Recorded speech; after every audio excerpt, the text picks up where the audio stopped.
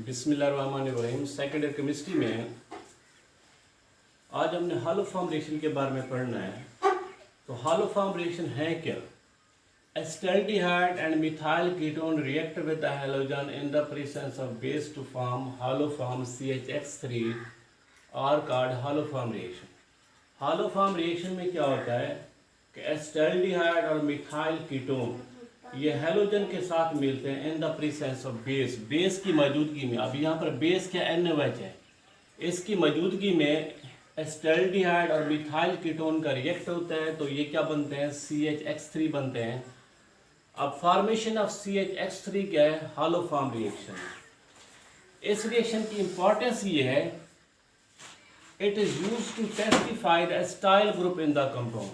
अब ये रिएक्शन किसी भी कंपाउंड के अंदर जो एसिटाइल ग्रुप होता है ना, CH3 डबल बॉन्ड O, इसको टेस्टिफाई करने के लिए इस्तेमाल होता है।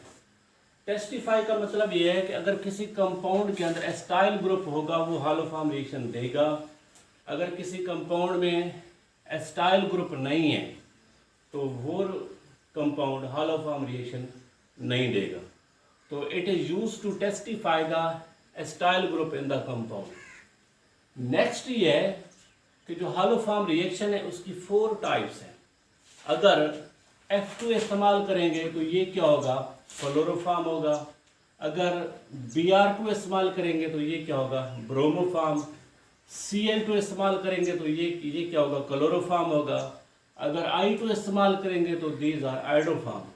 तो there are 4 types, fluoroform, chloroform, bromoform, iodoform. अब इन तमाम में जो आइडोफॉर्म है उसके कलर रिप्रेजेंट होते हैं। पेल येलो क्रिस्टल या pale yellow solid crystal are appeared, these are insoluble in the water. Among these iodoform is important because pale yellow crystal are formed which are water insoluble। इन 4 में से जो iodoform है it is important. ये important क्यों है, क्योंकि ये solid form के अंदर है और इसके कलर रिप्रेजेंट होते हैं। बाकी जो 3 है, फ्लोरोफॉर्म है, क्लोरोफॉर्म है, ब्रोमोफॉर्म है, ये लिक्विड फॉर्म के अंदर मौजूद होते हैं और इसके कलर भी नहीं होते। लेकिन जो आइडोफॉर्म है ये सॉलिड फॉर्म के अंदर होता है और इसके कलर भी होते हैं, पेल येलो कलर होते हैं। इस वजह से ये जो आइडोफॉर्म है it is more stable. Iodoform क्या है, मोर स्टेबल है। तो इसका जर्नल एक रिएक्शन है, RC double bond OCH3H2 NaOH, ये हैलोजन है, इसको बेस के साथ मिलाया तो ये क्या बन जाएगा, CHX3 बन जाएगा। RC double bond ONA plus NaX plus water molecule. अब CHX3 क्या है, हालोफॉर्म है, तो इसके साथ क्या बना है, सोडियम कार्बोक्सिलेट। NaX क्या है, साल्ट है, sodium halide plus water molecule. यानी ऐसे कंपाउंड जिसके अंदर एसिटाइल ग्रुप है, जब उसका रिएक्शन बेस की मौजूदगी में हैलोजन के साथ होता है तो ये हालोफॉर्म बनता है। 2 साल्ट पैदा होंगे, एक ऑर्गेनिक साल्ट है, दूसरा इनऑर्गेनिक साल्ट है, और इसके साथ वाटर के मॉलिक्यूल पैदा होंगे। इसकी एग्जांपल है एसिटाल्डिहाइड का मॉलिक्यूल का रिएक्शन जब I2 के साथ होता है प्लस NaOH। अब ये जो एसिटाल्डिहाइड मॉलिक्यूल है इसके अंदर एसिटाइल ग्रुप मौजूद है, इसका रिएक्शन जब इसके साथ होगा तो ये क्या बन जाएगा, CHI3 बन जाएगा। अब CHI3 क्या है, आइडोफॉर्म है, plus sodium format plus NaI। अब NaI क्या है, sodium iodide plus water molecule. यानी एक आइडोफॉर्म बना है, 2 साल्ट के मॉलिक्यूल पैदा हुए हैं और प्लस वाटर का मॉलिक्यूल पैदा हुआ है। इसी टाइप का रिएक्शन है एसीटोन के मॉलिक्यूल।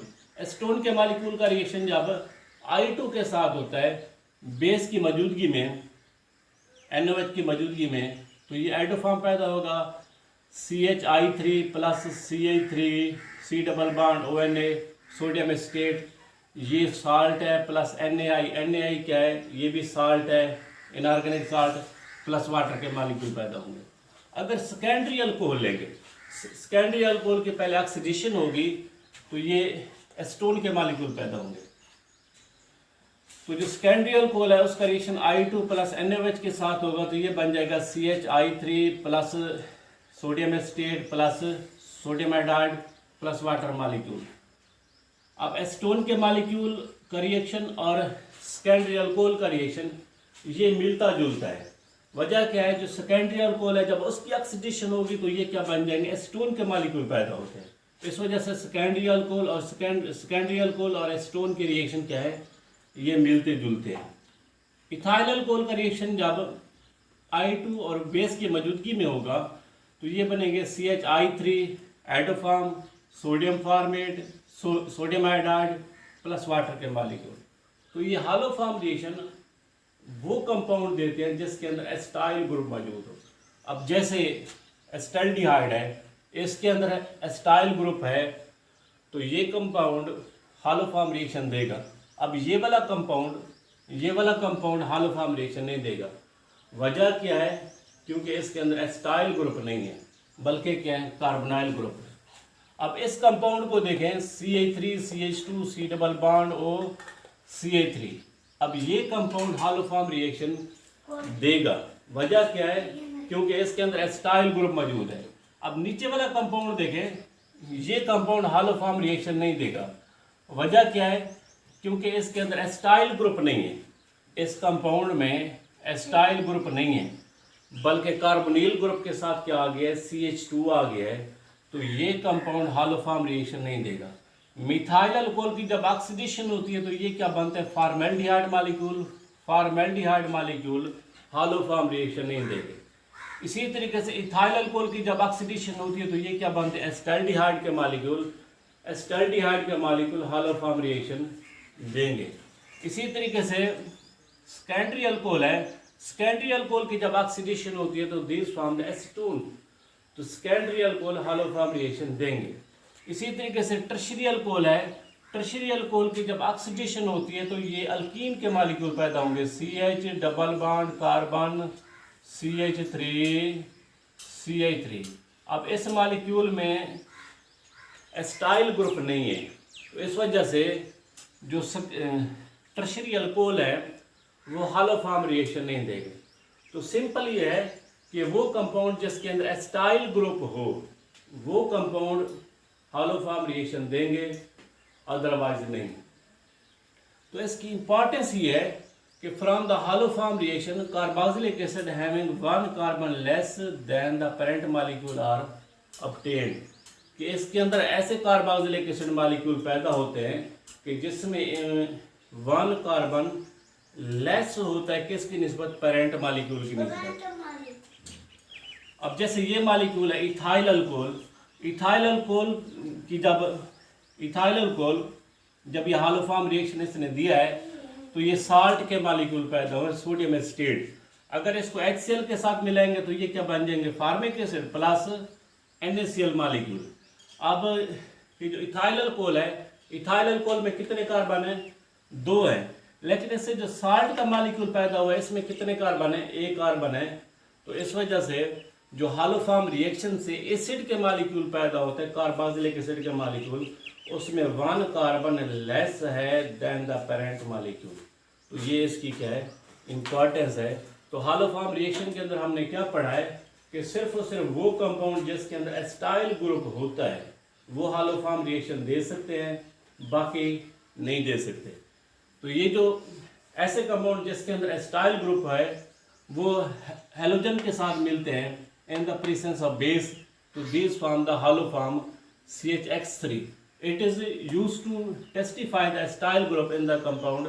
कंपाउंड के अंदर अगर एसिटाइल ग्रुप हो तो उसको ये टेस्टिफाई करने के लिए इस्तेमाल होते हैं। जो हालोफार्म है, हालोफार्म रिएक्शन उसकी 4 टाइप है। अगर F2 इस्तेमाल करेंगे तो ये फ्लोरोफार्म हो जाएगा। इधर क्या लिखेंगे, CHF3 लिखेंगे। अगर Cl2 इस्तेमाल करेंगे तो ये क्या बन जाएगा, CHCl3 बन जाएगा। तो दीज आर क्लोरोफार्म। अगर Br2 इस्तेमाल करेंगे तो ये क्या बन जाएगा, CHBr3। तो दीज आर ब्रोमोफार्म। अगर I2 इस्तेमाल करेंगे तो ये क्या बन जाएगा, CHI3। These are iodoform. इन 4 में से जो आइडोफार्म है इट इज़ इम्पॉर्टेंट क्योंकि इसके एक तो ये सॉलिड फॉर्म के अंदर मौजूद है, दूसरा इसका कलर प्रोड्यूस होता है, पेल येलो क्रिस्टल। बाकी जो 3 है, फ्लोरोफार्म है, क्लोरोफार्म है, ब्रोमोफार्म है, वो तीनों लिक्विड फॉर्म के अंदर मौजूद होते हैं और उसका कलर भी नहीं है। तो इसकी इम्पोर्टेंस क्या है, क्योंकि इसकी इम्पोर्टेंस ये है कि इससे जो कार्बोक्सिलिक एसिड के मॉलिक्यूल पैदा होते हैं उसमें 1 कार्बन लेस होता है than the parent molecule.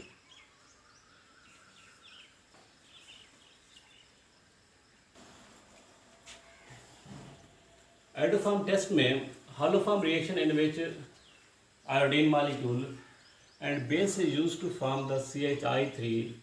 These are called the iodoform test. Iodoform test में क्या होता है कि कोई से ऐसे एल्डिहाइड कीटोन जिसमें एस्टाइल ग्रुप हो, उसका रिएक्शन जब I2 के साथ होता है, I2 और बेस की मौजूदगी में, तो ये क्या बनते हैं CHI3।